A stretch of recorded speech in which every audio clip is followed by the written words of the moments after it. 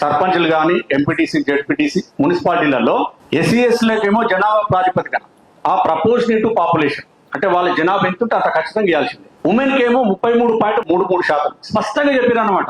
అందుకే వాళ్ళ కోట తగ్గనికి లేదు. ఇక బ్యాక్వర్డ్ క్లాసెస్ వచ్చే వారికి ఏమన్నాడు ఇక్కడ, బ్యాక్వర్డ్ క్లాస్ సిటిజన్స్ అన్నాడు. విద్యా ఉద్యోగాలనేమో social and education backward classes అన్నాడు.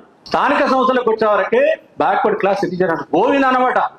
ఒక క్లాస్ అనే పదము ఇవాళ బీసీ దేశంలో ఉన్న బీసీ కులాల యొక్క భవిష్యత్తును బొందబెట్టేసి అంటే ఇక ఈ రిజర్వేషన్కి వచ్చే వరకు ఏం చెప్తున్నారు, స్థానిక సంస్థలకు సంబంధించి మెయిన్ రిజర్వేషన్ ఒకటి జడ్జిమెంట్ ఏంటంటే K Krishnamurthy versus union of India, ఇది 2010లో వచ్చింది.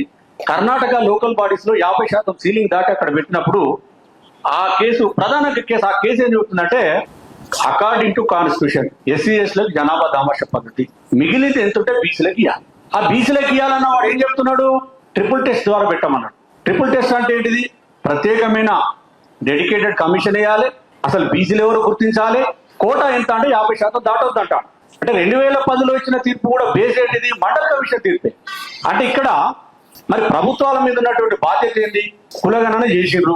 ఈ కులగణన ద్వారా మేము 42% రిజర్వేషన్ పెడుతున్నాము. వీళ్ళ యొక్క ప్రాతినిధ్యం లేదని చూపించాలి కోర్టులలో. అదే మార్గం తప్ప ఇక్కడ మేము బిల్లులు పాస్ చేసినాము, చేతులు దులుపుకున్నాము, ఆడ ఢిల్లీకి పంపించినా వాడు ఇవ్వాలంటే వాడిచ్చినా కూడా నడవదు. మరి ఇదే రాష్ట్రంలో విద్యా ఉద్యోగాలలో షెడ్యూల్ ట్రైబ్ రిజర్వేషన్ 6% నుంచి 10% పెంచారు కదా బీఆర్ఎస్ ప్రభుత్వంలో. వాళ్ళేం ఆమోదాన్ని పంపలే. ఇప్పటికీ 54% రిజర్వేషన్ అమలు అవుతున్నాయి విద్యా ఉద్యోగాలలో. అంటే 54% అంటే 50% సీలింగ్ దాటిపోయినాం. దాని మీద ఎవరు మాట్లాడు అంటే మనకి బీసీ బిల్లులకు సంబంధించి నా యొక్క అభిప్రాయం ఏంటంటే, నేను ఈ మధ్య టీవీ డిబేట్లలో అదే చెప్పిన, ప్రభుత్వానికి చిత్తశుద్ధి ఉంటే ఇమ్మీడియట్ గా ఇంప్లిమెంట్ చేయండి.